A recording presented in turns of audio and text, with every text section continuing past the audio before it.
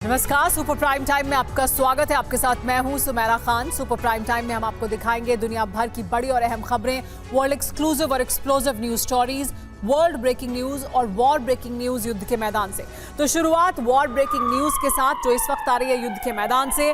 सुमी और डोनेस्क पर रूस ने मिसाइल हमला किया है। रूस ने अभी किए हैं 9 मिसाइल हमले।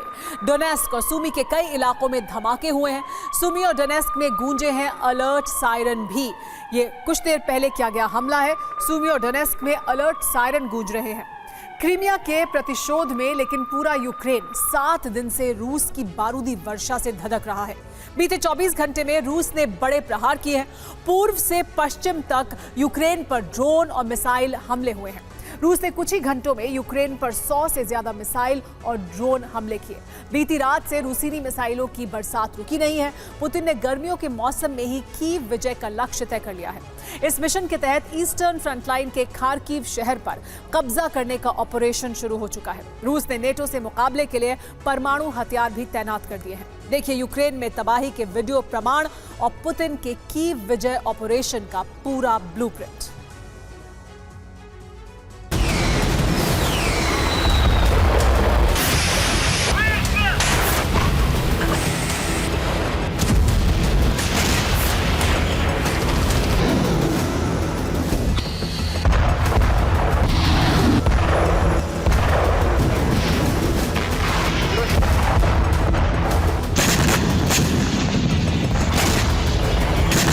बीते 7 दिन में पुतिन ने यूक्रेन का काल निश्चित कर दिया है।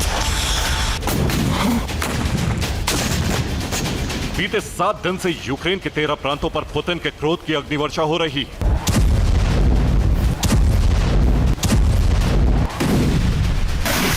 तीस 31 मार्च को रूस ने यूक्रेन के कई शहरों में विनाशक अग्निवर्षा की और इससे राजधानी कीव का हाल कुछ ऐसा हो चुका है।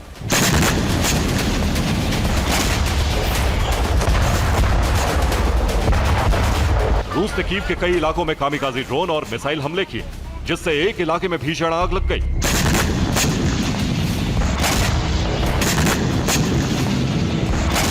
रूस ने 30 31 मार्च को एक साथ यूक्रेन के 13 प्रांतों पर हमले किए और पूरे यूक्रेन में तबाही मचा दी।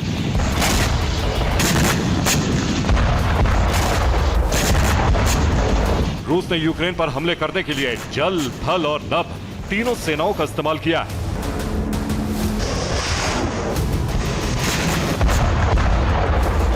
बाल्टिक सागर में तैनात रूस के बाल्टिक नेवल फ्लीट ने पश्चिमी यूक्रेन के लवीव, खमीलनित्स्की, रिवने, लुत्स्क और टेर्नोपिल पर हमले किए। इसके अलावा ब्लैक सी फ्लीट में तैनात रूसी नेवी ने पूर्वी यूक्रेन के ईस्टर्न फ्रंटलाइन से सटे इलाकों पर मिसाइलें बरसाई।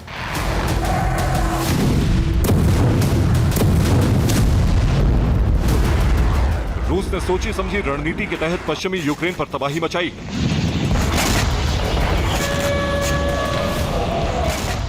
पश्चिमी यूक्रेन में नाटो के हथियार गोदाम बनाए गए हैं। इन गोदामों से क्रीमिया पर हमले के लिए हथियार भेजे जाते हैं। यूक्रेन के ये गोदाम लवीव, खमीलनित्स्की, रिवने, लुत्स्क और टेर्नोपिल में हैं। रूस ने इन्हीं गोदामों को नष्ट करने के लिए इन शहरों पर हमले किए।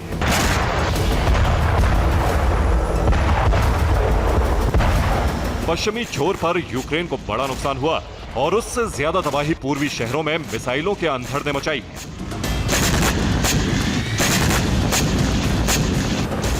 रूस ने ओलेनिया बेस पर तैनात 6 Tu-95MS न्यूक्लियर बॉम्बर भी हमले के लिए रवाना किए। इन बॉम्बर्स ने यूक्रेन के कई शहरों पर मिसाइल हमले किए।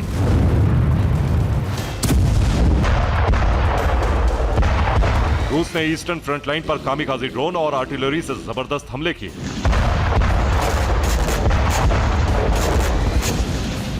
खेरसोन में रूस ने कई मिसाइल हमले किए। इस हमले में एक उर्वरक कारखाना नष्ट हो गया।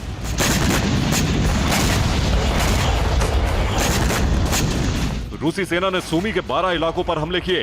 सूमी में 24 घंटे में 75 से ज्यादा बड़े धमाके हुए। सूमी के कई पावर स्टेशन तबाह होने की रिपोर्ट है। कीव पर न्यूक्लियर बॉम्बर ने कई मिसाइल हमले किए। 24 घंटे में डोनेस्क पर 40 से ज्यादा आर्टिलरी हमले किए गए। अवदिव्का में रूसी सेना ने यूएस मेड अब्राम्स टैंक नष्ट कर दिया। खार्किव में रूस ने यूक्रेन के कई मोर्चे तबाह कर दिए। क्रीमिया हमले के प्रतिशोध में रूस ने पूरे यूक्रेन पर ताबड़तोड़ प्रहार किए।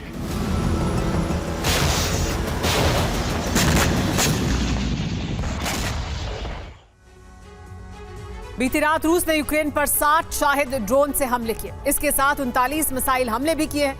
मिसाइलों में 17 KH-101 क्रूज टाइप मिसाइल दागी गई। 28 हमले KH-55 क्रूज टाइप मिसाइलों से किए गए। रूसी सेना ने 5 KH-59 क्रूज मिसाइल भी फायर की। इनके अलावा 6 Tu-95 परमाणु बॉम्बर से मिसाइल हमले किए गए।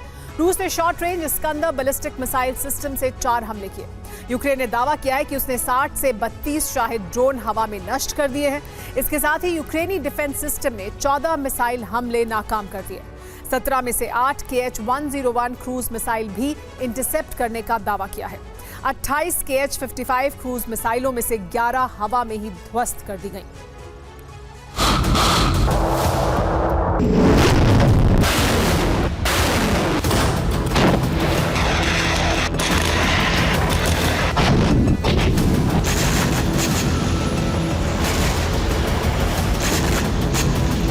रूस ने ईस्टर्न फ्रंट लाइन से लेकर पश्चिमी यूक्रेन के अंदरूनी इलाकों तक यूक्रेनी शहरों पर हमले किए। ये तस्वीरें यूक्रेन के लवीव शहर की हैं, जो हमलों से अछूता रहता है। लेकिन 30 मार्च की रात लवीव भी रूस के हमलों से धधक उठा।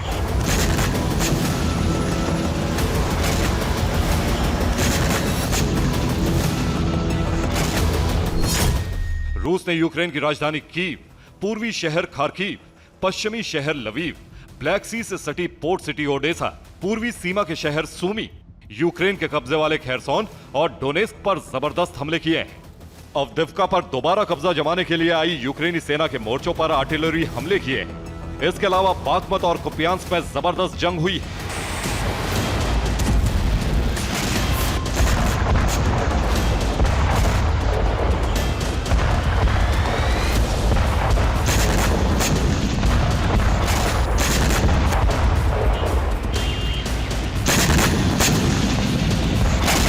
रूस की अग्निवर्षा ईस्टर्न फ्रंट लाइन पर अभी भी जारी है।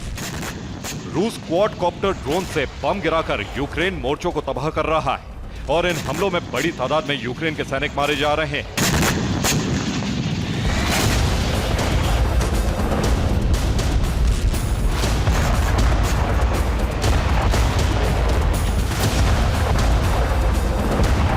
क्रीमिया पर यूक्रेन के लगातार हमलों के बाद रूस ने उसके 2 शहरों से कनेक्शन काटने के प्लान एक्टिवेट कर दिया है।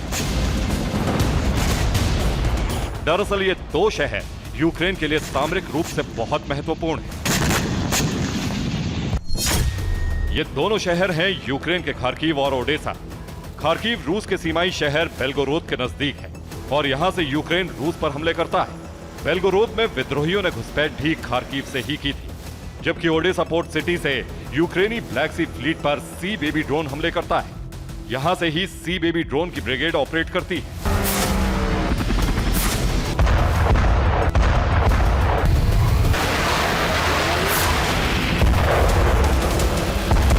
अब दोनों शहरों को यूक्रेन से जीतने के लिए ऑपरेशन शुरू हो चुका है।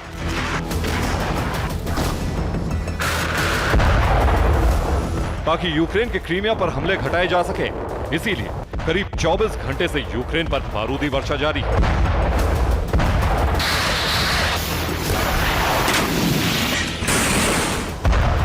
Bureau report, TV9 Bharatvarsh.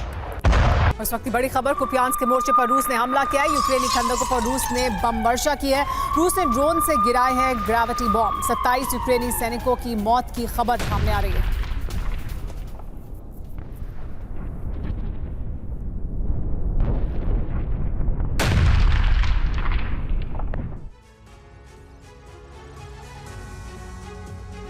Ukraine में तबाही का जलजला आया हुआ है। हालात ऐसे हैं कि अगर यूक्रेन को नेटो से मदद नहीं मिली तो अप्रैल में किसी भी वक्त यूक्रेन को सरेंडर करना पड़ सकता है।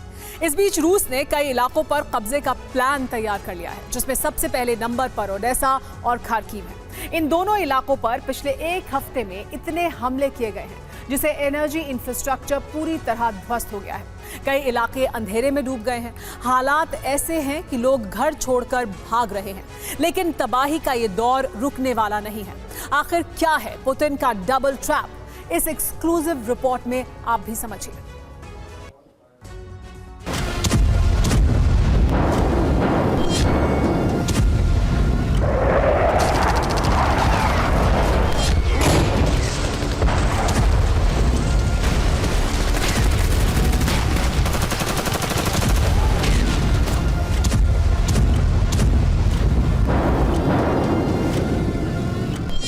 हर एक दिन यूक्रेन की तबाही लेकर आता है।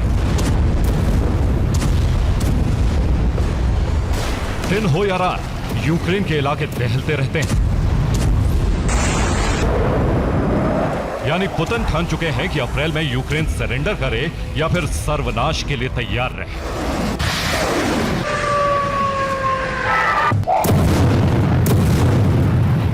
और सर्वनाश कैसा होगा, ये उसका ट्रेलर।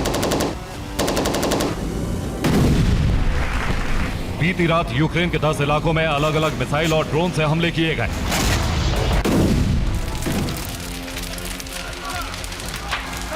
रूस के निशाने पर यूक्रेन के इंफ्रास्ट्रक्चर थे, जिन्हें तबाह करके रूस यूक्रेन को अंधेरे में झोंकना चाहता है।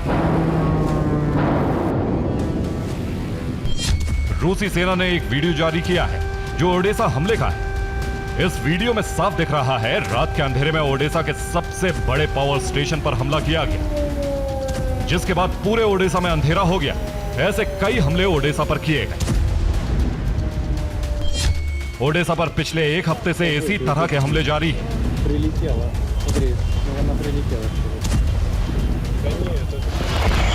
खास बात यह कि ओडेसा के नेवल पोर्ट पर लगे डिफेंस सिस्टम भी इस तरह के हमले को रोकने में नाकाम है।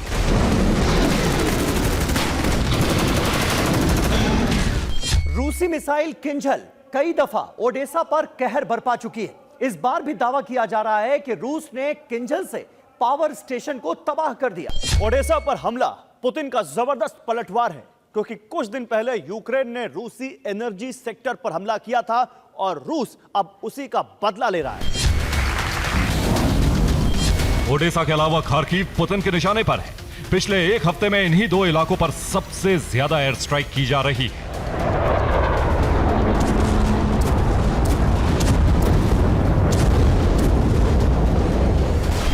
खार्किव में लगे नाटो के डिफेंस सिस्टम नाकाम साबित हुए। कुछ घंटे पहले रूस ने गाइडेड मिसाइल से हमले किए, जिसमें खार्किव के रिहायशी इलाके को निशाना बनाया गया। इस हमले में एक आदमी घायल हो गया। खार्किव के मेयर ने इसकी पुष्टि की।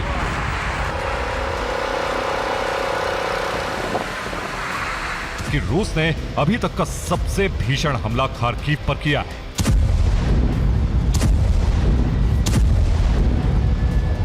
रूस ओडेसा और खार्किव को निशाना बना रहा है। जल्द ही ये इलाके रूस के कब्जे में हो सकते हैं।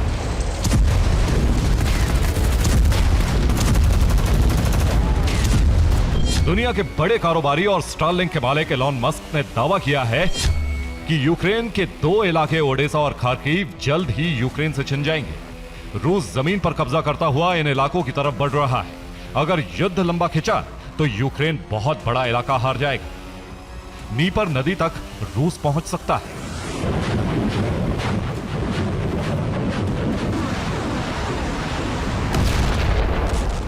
एलॉन मस्क ने आगे कहा है कि ब्लैक सी से सटे सारे इलाके पर रूस कब्जा करना चाहता है, लेकिन अभी भी वक्त है कि यूक्रेन सुलह की कोशिश करे तो कुछ इलाका बच सकता है।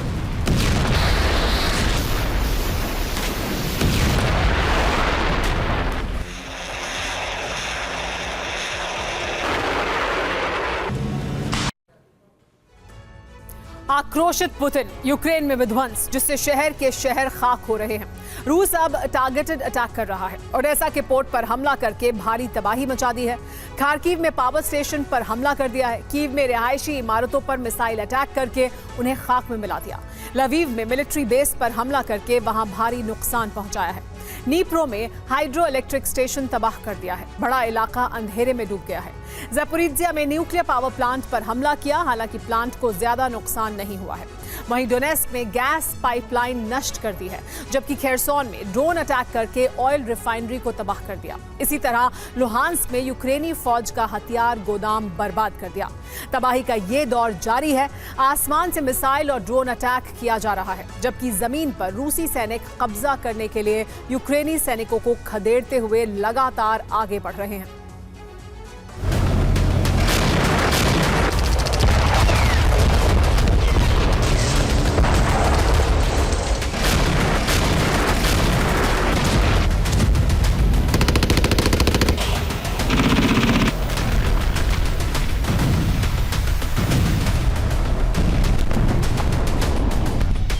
रूसी सैनिक दो डायरेक्शन में आगे बढ़ रहे हैं। एक तरफ वो ओडेसा की तरफ जाते हुए हर इलाके पर कब्जा जमा रहे हैं, दूसरी तरफ कीव की तरफ बढ़ रहे हैं।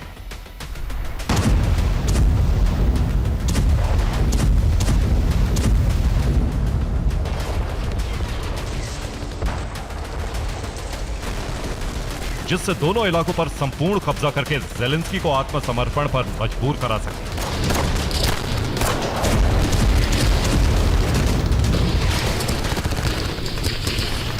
वैसे भी यूक्रेन को नाटो से मिले हथियार कबाड़ साबित हो रहे हैं। लेपर्ड और चैलेंजर की हवा निकल गई,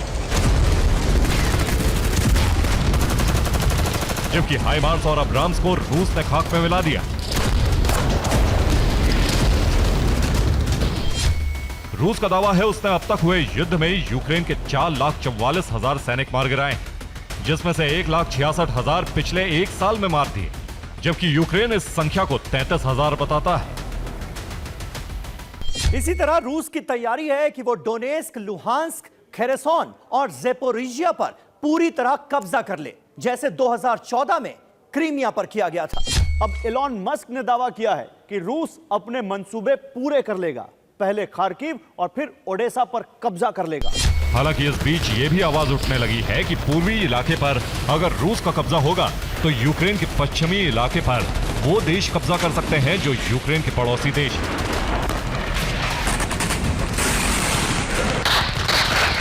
क्योंकि सोवियत काल में यूक्रेन के कई हिस्से पड़ोसी देशों के पास थे और ये सभी सोवियत का हिस्सा हुआ करते थे।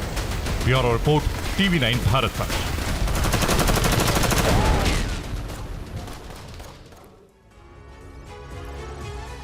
युद्ध के मैदान से आ रही इस वक्त की बड़ी खबर यह कि ईस्टर्न फ्रंटलाइन पर रूस ने गोलाबारी की है। हॉवित्जर गन से रूस ने बड़े हमले किए। यूक्रेन की कई सैन्य चौकियां नष्ट हो गई हैं।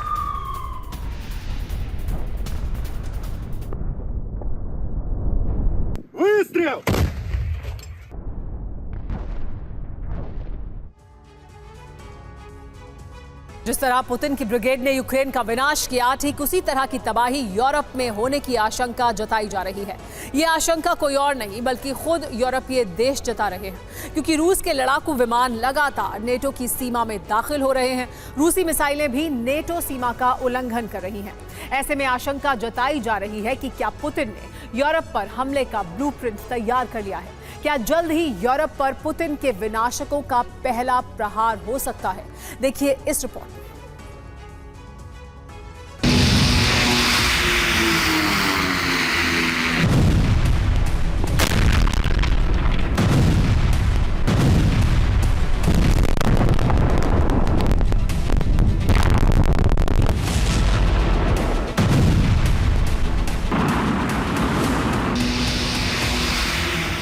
जिस यूरोप से पहले 2 विश्व युद्ध लड़ेगा, अब उसी यूरोप में थर्ड वर्ल्ड वॉर की बिसात बिछ गई।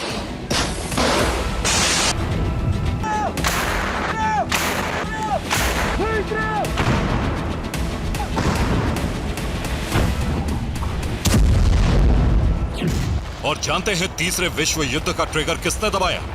रूसी प्रेसिडेंट पुतिन ने, वो भी क्रेमलिन में बैठकर।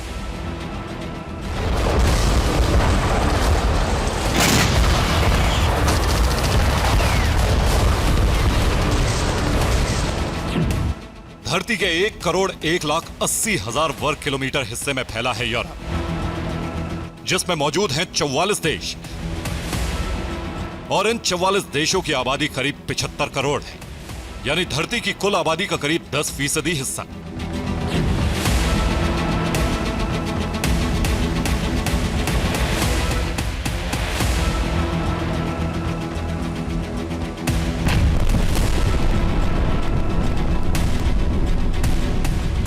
मौजूदा वक्त में यूरोप का हर शहर, हर प्रांत, हर मुल्क और करीब 75 करोड़ लोग खौफ में जीने को मजबूर हैं।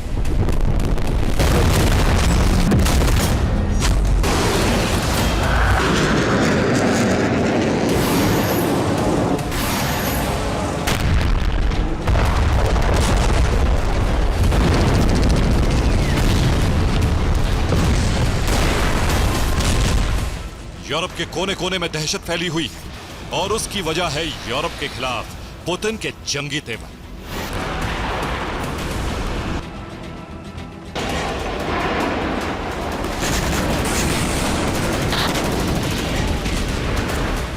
दरअसल यूरोपीय मीडिया रिपोर्ट्स में दावा किया जा रहा है कि यूक्रेन के बाद प्रेसिडेंट पुतिन का अगला टारगेट यूरोप है। किसी भी वक्त रूस यूरोपीय देशों पर हमला कर सकता है। रूसी डिफेंस ने यूरोप पर हमले से जुड़ी तैयारी भी पूरी की है। वहीं बाल्टिक देशों में रूसी ब्रिगेड प्रचंड प्रहार कर सकती है।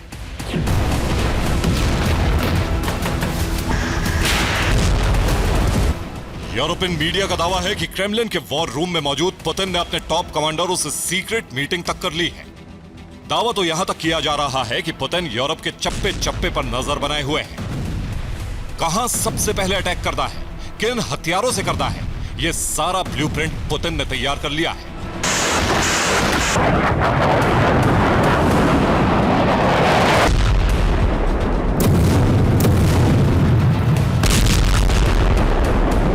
आधिकारिक तौर पर ना सही, मगर पुतिन ने ऑपरेशन यूरोप का आगाज भी कर दिया।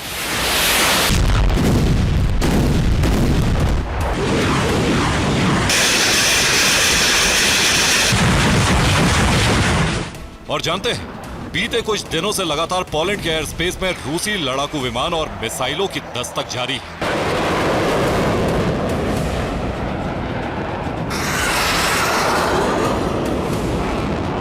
अपने एयर जोन में रूसी मिसाइल की एंट्री से पोलैंड के होश फाख्ता हो गए। वॉर्सा में खलबली मच गई और इसका अंदाजा आप पोलैंड के प्रधानमंत्री टस्क के इस बयान से लगा सकते हैं।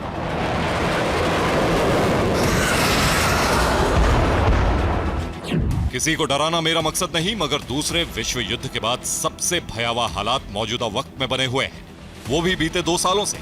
ऐसे में मुझे आशंका है कि किसी भी वक्त महायुद्ध छिड़ सकता है, जो आने वाली पीढ़ी के लिए महाखतरे से कम नहीं है। फिलहाल हम युद्ध से पहले के हालात में जीने को मजबूर हैं।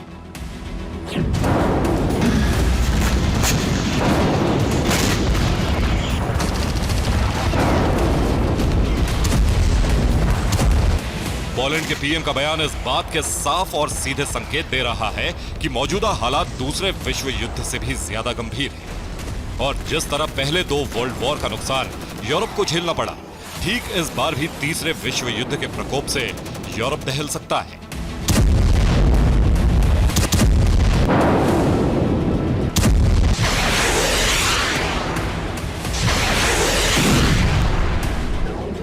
क्योंकि पोलैंड के साथ साथ रोमानिया और बाल्टिक देशों के इलाके में रूसी लड़ाकू विमानों के घुसपैठ की कई खबरें सामने आ चुकी हैं। बस इसी बात से नाटो देश सहमे हुए हैं।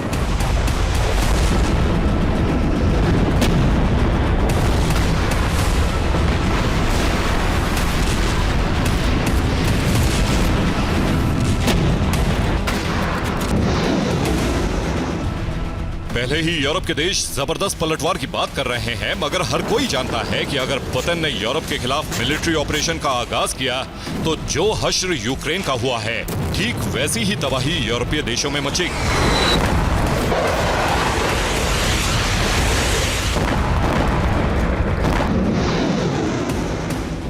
लिहाजा पुतिन के जंगी तेवर को देखते हुए बाल्टिक देशों ने अभी से रूस से सटे बॉर्डर इलाकों में डिफेंस लाइन बनानी शुरू कर दी।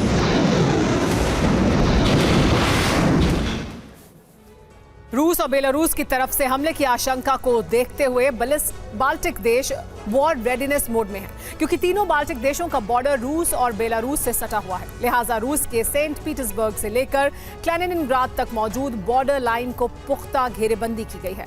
रूस बेलारूस से सटे सरहदी इलाकों के पास ड्रैगन टीथ टैंक बैरियर बनाए गए हैं, ताकि सरहदी इलाकों से रूस और बेलारूसी सेना के टैंक घुसपैठ न कर सकें। इतना ही नहीं, बॉर्डर इलाकों में टी आकार की ट्रेंच बनाई गई है, ताकि अगर जंग के हालात बने तो बाल्टिक देशों के सैनिक आसानी से इन ट्रेंचों के जरिए मूवमेंट कर सकें।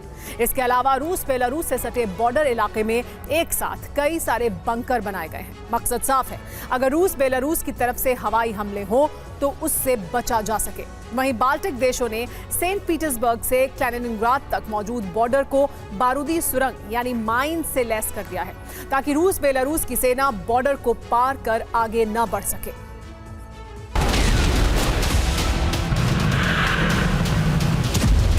यानी बाल्टिक देशों ने पुतिन के डबल फ्रंट प्रहार को रोकने की तैयारी तो कर ली है, लेकिन क्या रणनीति रूसी विध्वंसकों के आगे बैटल ग्राउंड में कारगर साबित होगी?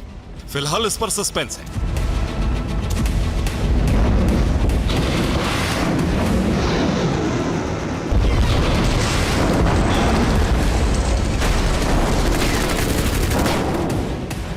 मगर पोलैंड और रोमानिया की सीमा में जैसे ही रूसी मिसाइल और विमान दाखिल हुए, उसके बाद नाटो देशों ने रूस के खिलाफ सबसे बड़ी आसमानी ड्रिल को अंजाम दिया।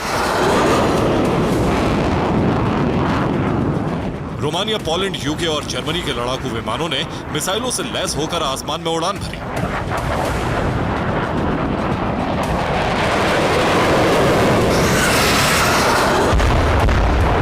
हालांकि नाटो की जंगी ड्रिल की भनक जैसे ही रूस को लगी, फौरन क्रेमलिन ने अपनी लॉन्ग रेंज बैलिस्टिक मिसाइलों को अलर्ट पर ला दिया, क्योंकि हालात लगातार बिगड़ते जा रहे थे। दावा तो यहां तक किया गया कि नाटो के फाइटर जेट्स ने रूसी बॉर्डर के नजदीक तक परवाज भरते दिखाई दी। मतलब ये कि साल 2024 में रूस और नाटो के बीच किसी भी वक्त आर पार की जंग छिड़ सकती है।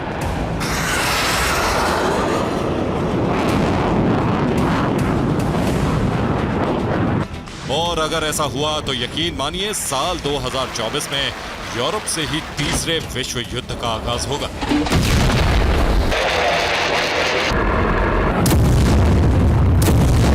Bureau report, TV9 Bharatvarsh. और आगे बढ़ने से पहले इस वक्त की बड़ी खबर अवदिव्का से। अवदिव्का में रूसी वायुसेना का एक्शन देखने को मिला। Mi-28 हेलीकॉप्टर से रूस ने हमला किया है। रूसी हेलीकॉप्टर ने बरसाई है मिसाइल।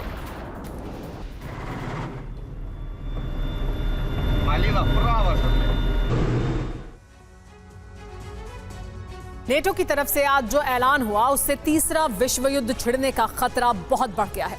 फ्रांस के बाद फिनलैंड ने जो कुछ कहा है, उससे संकेत मिला है कि फ्रांस के साथ साथ फिनलैंड भी अपनी सेना भेज सकता है। नेटो ने फैसला तब किया जब ज़ेलेंस्की ने मान लिया कि यूक्रेन हार के कगार पर खड़ा है। सवाल यही है कि अगर नेटो ने युद्ध भूमि में अपनी सेना भेजी तो इसका परिणाम क्या होगा? क्या नेटो और रूस में महायुद्ध छिड़ने जा रहा है?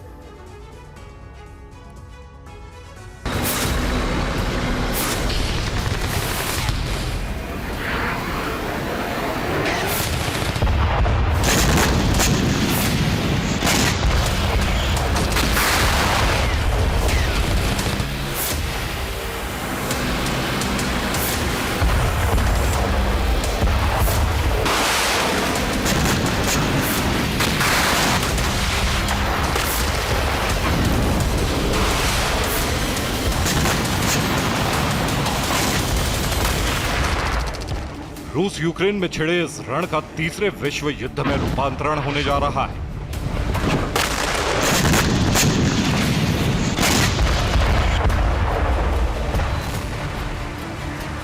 इस जंग का विस्तार होने जा रहा है। रूस और नाटो सेनाएं इसी विध्वंसक अंदाज में विनाश का विभत्स अध्याय लिखने जा रही हैं।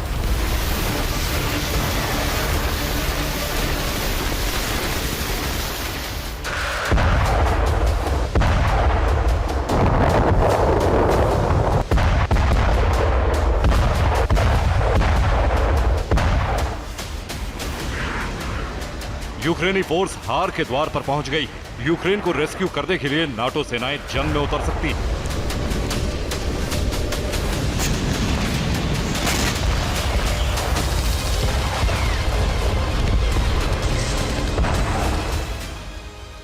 फ्रांस के बाद फिनलैंड भी अपनी सेना भेजने पर विचार कर रहा है।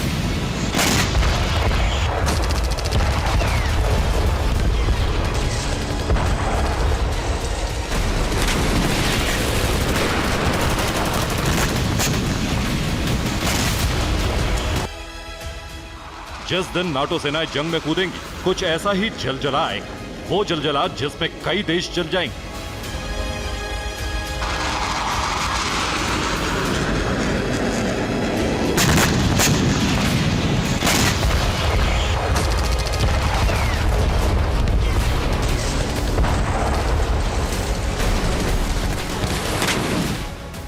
फिनलैंड की विदेश मंत्री वोल्टोनेन से सेना भेजने पर सवाल हुए तो उन्होंने साफ कहा कि फिनलैंड इस बात से इनकार नहीं करता है कि वो भविष्य में यूक्रेन में सेना नहीं भेजेगा। मतलब ये कि फिनलैंड ने इशारों ही इशारों में कह दिया है कि वो भी अपनी सेना भेज सकता है।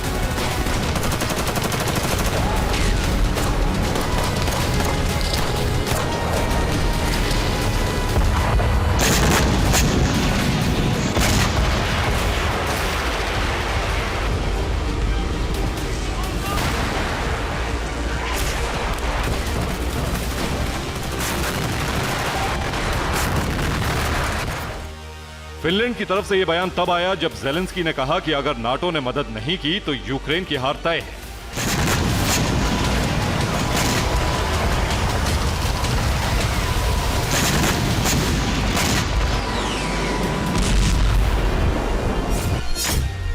ज़ेलेंस्की ने कहा कि अगर यूक्रेन को अमेरिका से मदद नहीं मिली तो हमारी पराजय निश्चित है। यूक्रेन हार की कगार पर खड़ा है, हमें हथियारों की सख्त जरूरत है।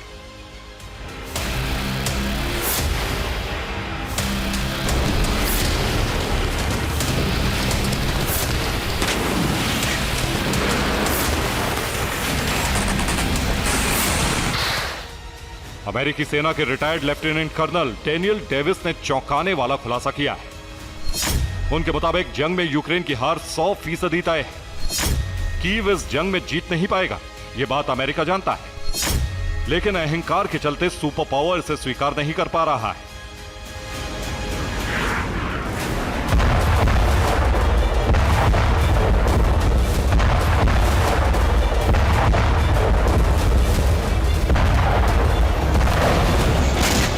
यूक्रेन हार के मुहाने पर खड़ा है। ऐसे में माना जा रहा है कि अब युद्ध में नाटो की सेना उतर सकती है। यही वजह है कि नाटो ने सेना भेजने का ग्राउंड बनाना शुरू कर दिया। जर्मनी के वित्त मंत्री ने जो कुछ कहा है वो इस बात का संकेत दे रहा है कि युद्ध में नाटो रूस पर हमला करने का प्लान तैयार कर चुका है। जर्मनी के वित्त मंत्री क्रिश्चियन लिंडर ने कहा कि नाटो पर अब तक का सबसे बड़ा खतरा मंडरा रहा है। पुतिन यूक्रेन के बाद यूरोप को मिटाने के प्लान पर काम कर रहे हैं। वहीं जर्मनी की विदेश मंत्री अन्नालेना बायरबॉक ने कहा है कि पुतिन नाटो से महायुद्ध की तैयारी कर चुके हैं। जर्मनी की विदेश मंत्री के आरोपों का जवाब दिया रूसी विदेश मंत्रालय की प्रवक्ता मारिया जाखारोवा ने कहा कि पुतिन नहीं बल्कि नाटो है जो रूस से महाजंग लड़ना चाहता है। यही वजह है कि वो रूस की घेराबंदी कर रहा है। आरोप प्रत्यारोप अपनी जगह, लेकिन सच यह है कि रूस और नाटो दोनों ही एक दूसरे पर हमला करने की तैयारी कर चुके हैं। तीसरे विश्व युद्ध की शुरुआत यूक्रेन की धरती से ही होगी। नाटो यूक्रेन में सेना भेजने से पहले हथियारों की खेप पहुंचा रहा है। फ्रांस ने यूक्रेन को एंटी एयरक्राफ्ट मिसाइलें और सैन्य वाहन देने का ऐलान किया है। तो जर्मनी ने यूक्रेन को जेपार्ड एंटी एयरक्राफ्ट गन का नया बैच देने जा रहा है। माना जा रहा है कि अमेरिकी कांग्रेस से मंजूरी मिलने के साथ ही अमेरिका भी घातक हथियारों का जखीरा भेज सकता है। इसके बाद नाटो सेनाएं जंग में उतर सकती हैं। अगर ऐसा हुआ तो पुतिन नाटो के खिलाफ तीसरा विश्व युद्ध छेड़ देंगे। Bureau report, TV9 Bharatvarsh.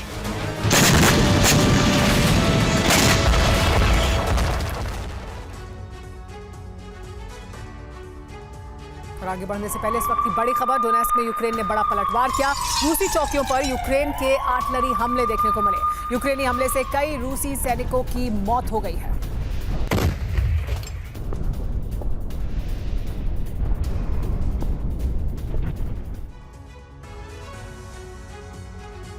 Black Sea fleet के बल पर काला सागर में बरसों से बादशाहत कायम रखने वाले रूस को यूक्रेन ने इतना डरा दिया है कि सेवेस्तोपोल से सभी युद्धपोत मैदान छोड़कर भाग निकले हैं। यह दावा यूक्रेन की नेवी ने किया है। यूक्रेन के मुताबिक 24 मार्च के हमले के बाद रूस ने सुरक्षा बढ़ाने की बजाय पलायन का रास्ता चुना और सभी मिसाइल कैरियर को क्रीमिया के तट से दूसरी जगहों पर शिफ्ट कर दिया गया। ब्रिटिश रिपोर्ट में सैटेलाइट तस्वीरों से सेवेस्तोपोल में हुई तबाही के सबूत भी दुनिया के सामने आ गए हैं।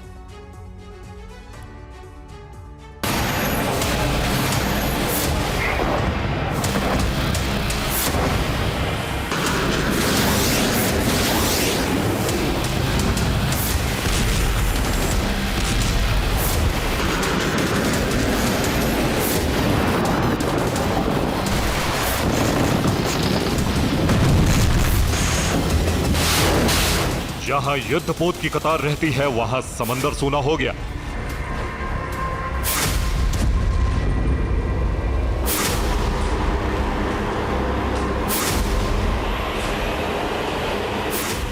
जिसे ब्लैक सी फ्लीट का सबसे बड़ा ठिकाना माना जाता है, वहां अब सिर्फ एक युद्धपोत नजर आ रहा है।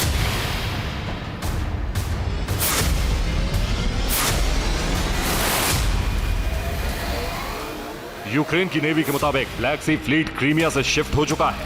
सेवेस्तोपोल से तमाम मिसाइल कैरियर हटाए गए। रूस ने सेवेस्तोपोल में सिर्फ एक रॉकेट कैरियर छोड़ा है।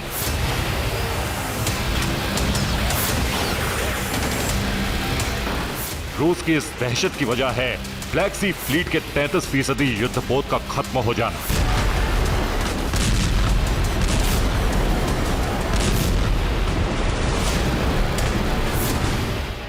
24 मार्च 2024 सेवेस्तोपोल आसमान धमाकों से गूंज रहा था।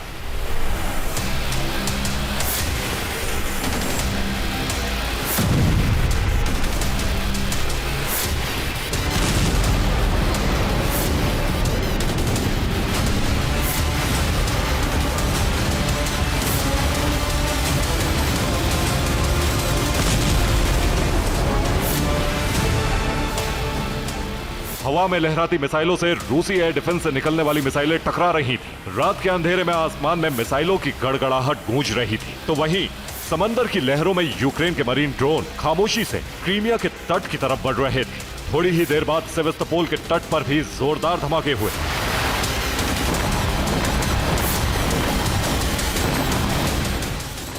स्टॉर्म शैडो और स्कैल्प मिसाइलें अपने टारगेट से टकराकर ज्वालामुखी के लावे की तरह आग उगलने लगी। अगली सुबह दुनिया को पता चला कि यूक्रेन के हमले में 2 लैंडिंग शिप नष्ट हो गए। यमल और अजोव नाम के लैंडिंग शिप डूब गए।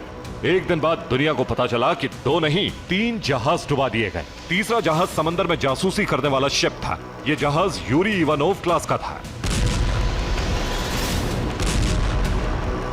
इसी हमले के बाद रूस ने ब्लैक सी फ्लीट को लेकर बड़ा फैसला किया और अब यह दावा किया जा रहा है कि रूस ने क्रीमिया तट से तमाम युद्धपोत को हटा दिया है।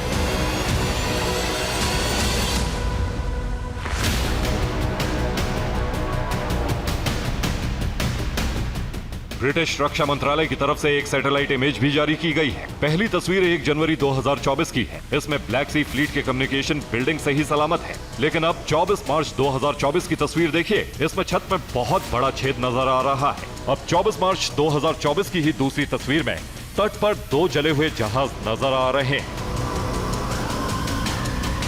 हालांकि 2 दिन बाद ही यूक्रेन ने दावा किया था कि सेवेस्तोपोल में एक सैटेलाइट सिग्नल केंद्र, एक रडार स्टेशन, एक कम्युनिकेशन हेडक्वार्टर, नौसेना के दफ्तर और कर्च ब्रिज के एक हिस्से को नुकसान पहुंचा है।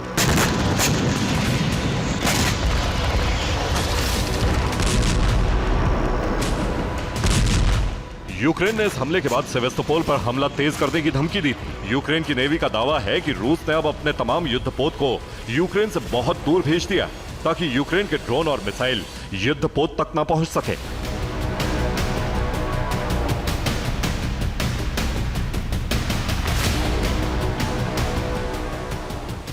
सेवेस्तोपोल में साइक्लोन नाम का युद्धपोत बचा है। साइक्लोन से सिर्फ रॉकेट से प्रहार किया जा सकता है।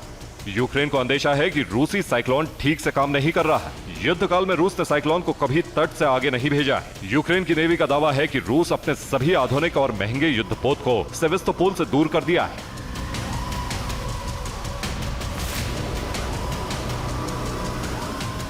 2024 की शुरुआती रिपोर्ट के मुताबिक रूस अब तक 24 युद्धपोत गंवा चुका है। रूस की एक सबमरीन भी नष्ट हो चुकी है। ब्लैक सी फ्लीट का ये 33% हिस्सा है।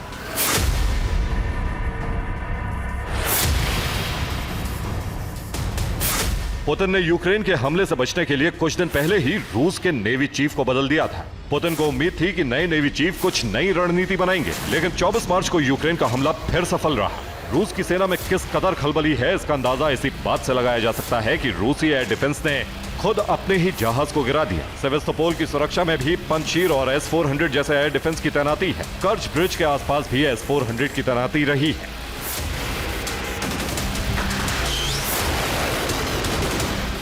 लेकिन यूक्रेन ने 18 मिसाइलों से प्रहार किया, जिसमें से सिर्फ 11 मिसाइलें नष्ट की गई।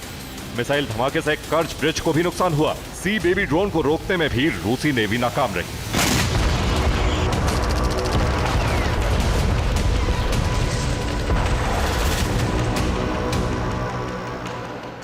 चौदह फरवरी 2024 को भी यूक्रेन ने रूस के सीजर कोनिकोव युद्धपोत पर हमला किया था। यूक्रेन के हमले में रूस का एम्फीबियस युद्धपोत नष्ट हो गया। जनवरी और फरवरी में रूस की तमाम तैयारियों के बावजूद यूक्रेन के कई हमले कामयाब रहे।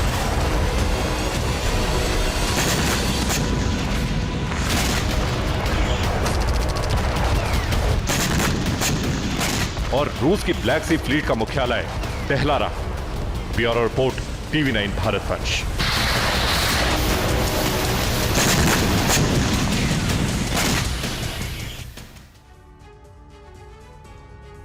मिडिल ईस्ट में घिरा अमेरिका लगातार ईरान के टारगेट पर है।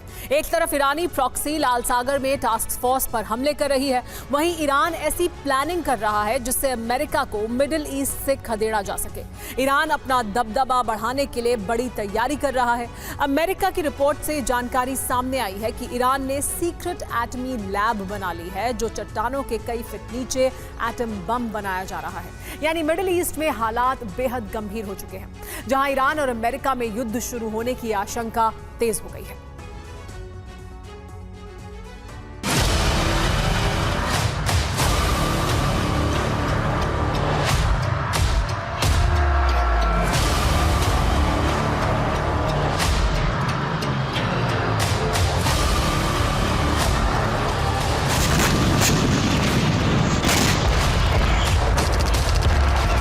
एक तरफ हमास चीफ इस्माइल हानिया ने ईरान के राष्ट्रपति रईसी से मुलाकात की।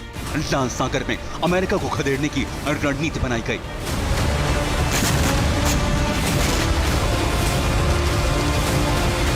इसी दौरान रूस ने लाल सागर में अपना युद्धपोत भेज दिया, जहां ईरानी युद्धपोत के साथ मिलकर टास्क फोर्स का मुकाबला करेगा।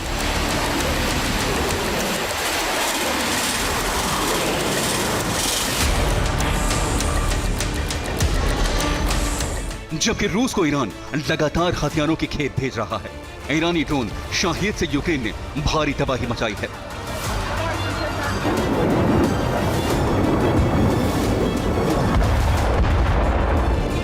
इन तीन घटनाओं का आपस में कनेक्शन है, वो ये कि इन घटनाओं में ईरान शामिल है और इसके टारगेट पर अमेरिका है।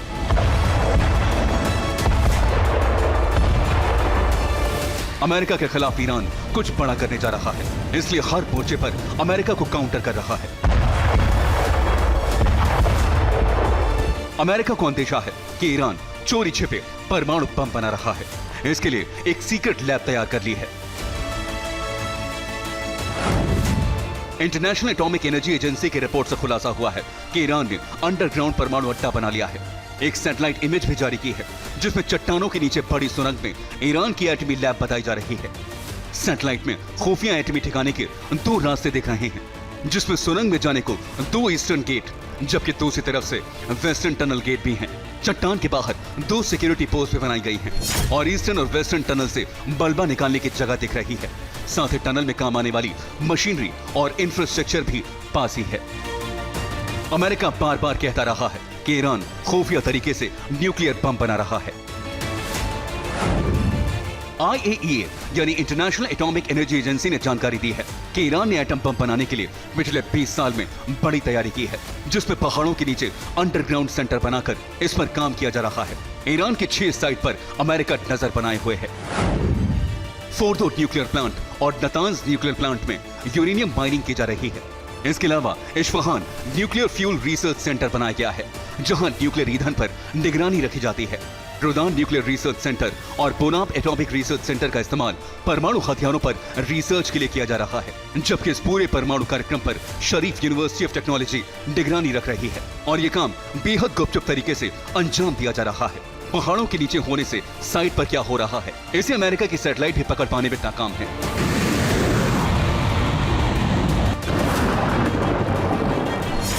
यही वजह है अमेरिका ईरान से सीधे टकराव से बच रहा है, क्योंकि अमेरिका को शक है कि ईरान ने 2015 की एटमी डील को तोड़कर परमाणु बम बना लिए हैं। Bureau report, TV9 Bharatvarsh.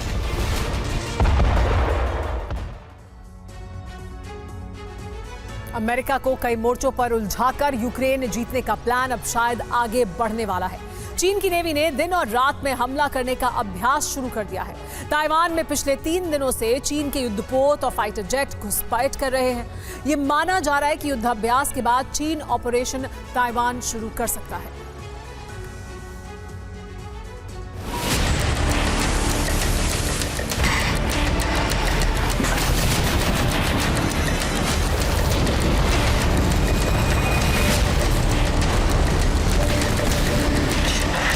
हूबहू युद्ध जैसा माहौल, वैसे ही धमाके, वैसी ही घेराबंदी, वैसी ही रणनीति।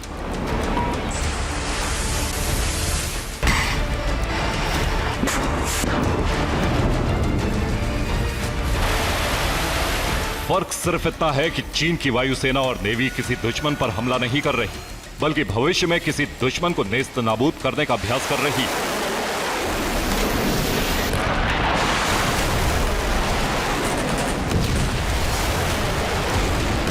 चीन में इस वक्त 2 तरह का युद्ध अभ्यास चल रहा है और इस तैयारी से दुनिया को फिर चीन पर संदेह हो रहा है।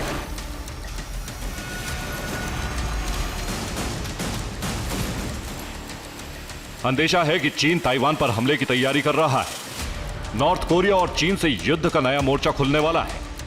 गाजा के बाद अमेरिका को ताइवान मुद्दे पर उलझाने की तैयारी है। रिपोर्ट के मुताबिक चीन की नेवी के दक्षिणी कमान ने युद्ध अभ्यास की शुरुआत की है। नेवी के फाइटर जेट किसी इलाके पर दिन और रात दोनों में हमला करने का अभ्यास कर रहे हैं।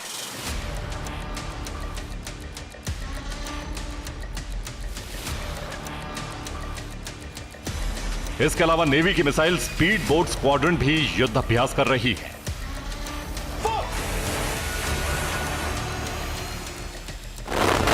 रिपोर्ट के मुताबिक मकसद दुश्मन देशों की फिनिशिंग बोट के खिलाफ एक्शन लेने का अभ्यास है।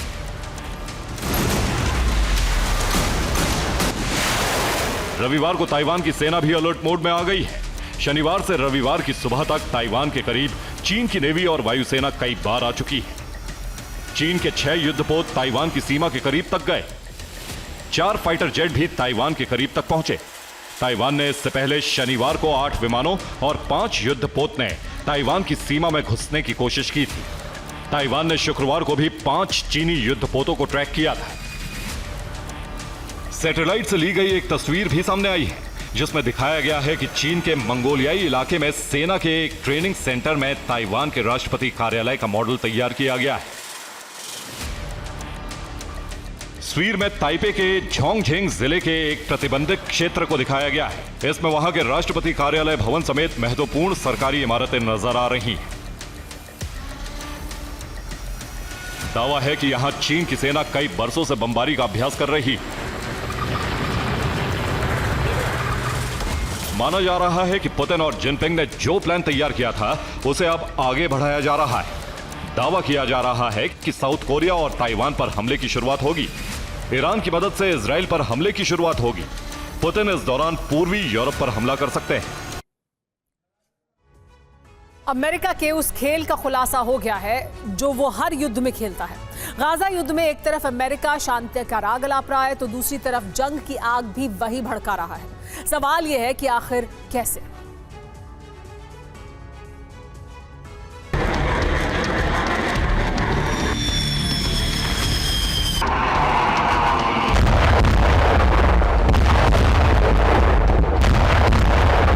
इजरायली ब्रिगेड का फुल फ्लेजेड बारूदी एक्शन गाजा में भीषण तरीके से जारी है। खान यूनिस से राफा क्रॉसिंग तक प्रचंड प्रहार जारी है, वो भी पहले से ज्यादा विध्वंसक और विस्फोटक अंदाज में।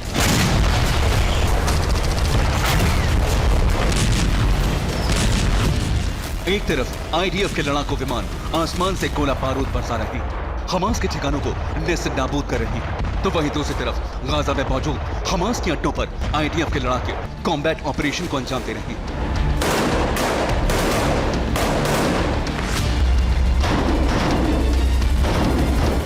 चुन चुनकर हमास के लड़ाकों को मौत के घाट उतारा जा रहा है।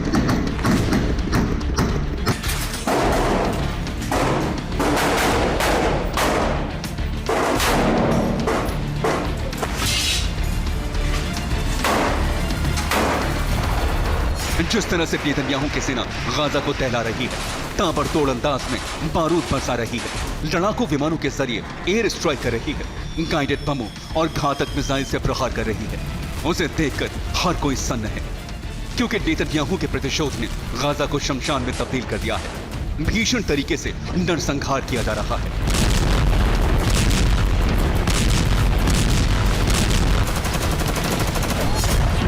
जानते हैं, गाजा में मचे बारूदी बवंडर के पीछे सिर्फ इजराइल ही नहीं बल्कि अमेरिका भी जिम्मेदार है, क्योंकि एक तरफ अमेरिका गाजा में युद्ध विराम करवाने की कोशिश कर रहा है, तो वहीं दूसरी तरफ इजराइल को हथियार दे रहा है। आपको बता दें, चंद रोज पहले अमेरिका ने अड़ंगा नहीं डाला तो गाजा में युद्ध विराम को लेकर यूएनएससी में प्रस्ताव पारित हो गया। इसके जरिए अमेरिका ने दुनिया को यह दिखाने की कोशिश की कि वो गाजा में सीज फायर के पक्ष में है, लेकिन सच अब सामने आया है।